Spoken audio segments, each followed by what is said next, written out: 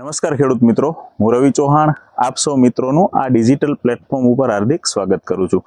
મિત્રો, આજના વિડીયોની અંદર ખાસ ઘઉંના પાકમાં પ્રથમ સ્પ્રેની અંદર કયા વોટર સોલ્યુબલ ખાતરનો ઉપયોગ કરવો અને શા માટે કરવો એની વાત કરવાની છે। મિત્રો, ઘણા બધા માર્કેટની અંદર હાલની પરિસ્થિતિ જોવા જઈએ તો યુરિયાની તંગી સર્જાઈ રહી છે। તો મિત્રો, આપણે આગળના પાકમાં પણ ઉપરથી જે કંઈ વોટર સોલ્યુબલ ખાતરના સ્પ્રે કરી અને ખૂબ જ સારા એવા પરિણામ મેળવેલા છે। તો મિત્રો, જ્યારે આપણા ઘઉં 25 દિવસથી લઈ અને 35 દિવસના થયા હોય ત્યારે આપણે એક વોટર સોલ્યુબલ ખાતરનો સ્પ્રે કરવો ખૂબ જ લાભદાયક નીવડે છે।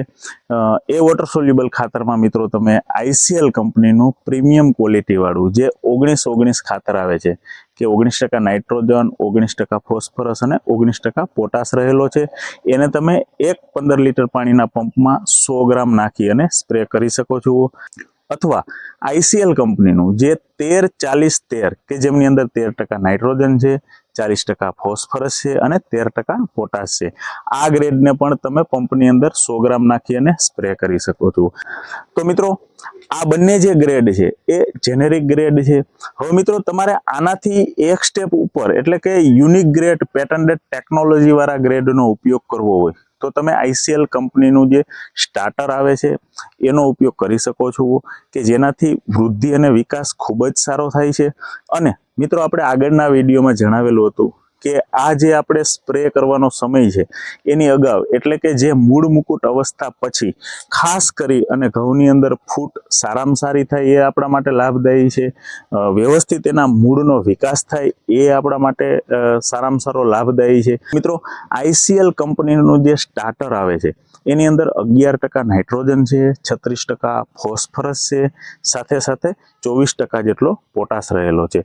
મિત્રો, આ જે મૂળ છે કે જે આપણે વાત કરી હતી એ પ્રમાણે આ મૂળનો વ્યવસ્થિત રીતે વિકાસ કરવો હોય એટલે કે મૂળ મુકુટ અવસ્થા પછીનું જે મૂળ ફૂટે છે એટલે કે જે નવા મૂળ ફૂટ્યા હોય છે અને એ મૂળનો વ્યવસ્થિત રીતે વિકાસ કરવાનો થાય, મિત્રો આમાં નવી ફૂટ વધારવાની થાય તો એના માટે આ ગ્રેડ સક્ષમ છે। કારણ કે આ ગ્રેડ જેનેરિક ગ્રેડ નથી, ઇઝરાયલની અંદર આવેલી બેન ગુરિયન વિશ્વવિદ્યાલયના વૈજ્ઞાનિકોએ 41 ટેકનોલોજીની શોધ કરેલી છે।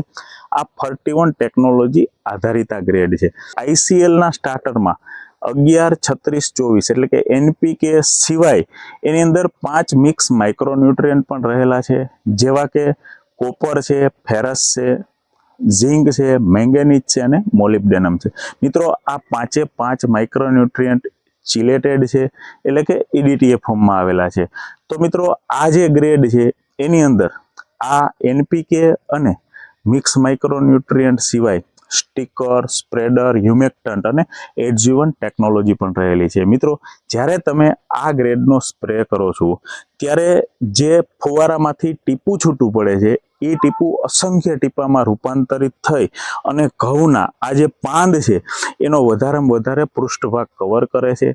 આ પાંદ છે એની અંદર આ તત્વોને 14 દિવસ સુધી ઓગાળીને રાખે છે। એટલે કે મિત્રો, આ જે ગ્રેડ છે સ્ટાર્ટર, એ ગ્રેડનું ઓછામાં ઓછું બાષ્પીભવન, આમ કહીએ તો મિત્રો આ ગ્રેડ ઘઉંના પાંદની ઉપર સ્પ્રે કર્યા પછી એનું બાષ્પીભવન થતું નથી। એટલે કે આપણે જે સ્પ્રે કરીએ છીએ એમાં જે કન્ટેન્ટ હોય છે એનો પૂરેપૂરો ઉપયોગ આપણો છોડ કરી શકે છે। તો મિત્રો, સ્ટાર્ટરને પણ તમે 15 લીટર પાણીના પંપમાં 100 ગ્રામ નાખી અને સ્પ્રે કરી શકો છો। અસ્તુ।